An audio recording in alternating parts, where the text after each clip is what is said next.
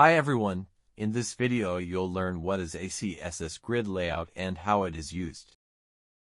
The CSS grid layout provides a grid-based system with rows and columns, simplifying the process of designing web pages without relying on floats or positioning.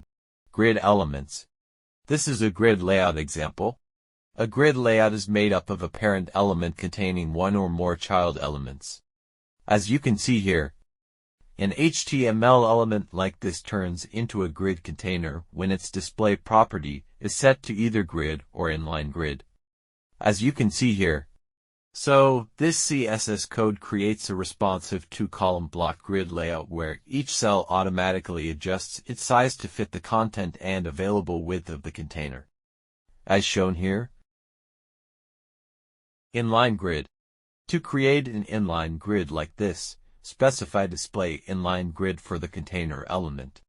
As you can see here, the inline grid does not cover the full available width, like a block grid.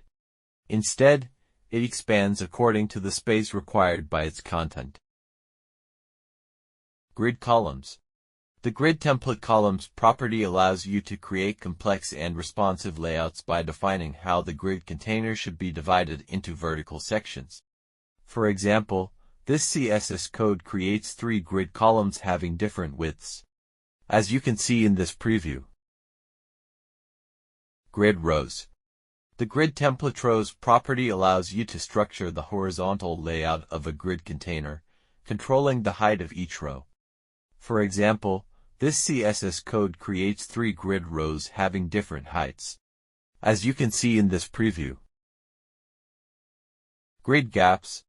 The spaces between columns and rows are known as gaps. You can modify the gap size using one of these properties: column gap, row gap, and gap.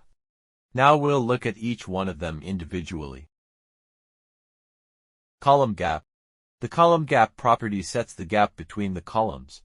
For example, this code sets 30 pixels gap between the grid columns, as you can see in this preview. Row gap. The row gap property sets the gap between the rows. For example, this code sets 30 pixels gap between the grid rows, as you can see in this preview. Gap.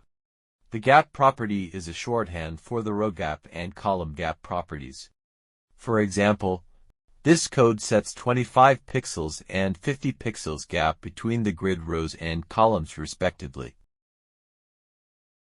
Grid lines. The lines between columns are known as column lines, while the lines between rows are called row lines. As you can see in this preview, these are column lines, and these are row lines. Grid item positioning. Refer to line numbers when placing a grid item in a grid container.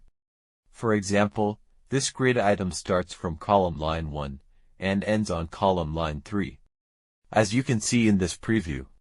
And this grid item starts from row line 1 and ends on row line 3, as you can see in this preview.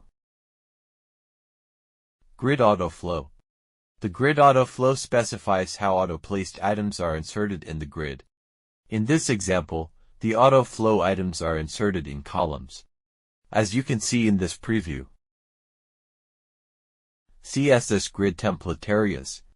The grid template areas property specifies how to display columns and rows using named grid items. In this example, we have specified area 1 as grid area for item 1. And here we have specified that area 1 should cover 2 columns. And here you can see in this preview that the item 1 is spanning across 2 columns. The remaining columns are denoted by dots. This was all about CSS Grid Layout. Please check the video description for more information. Also, don't forget to subscribe to our YouTube channel for more tutorial videos.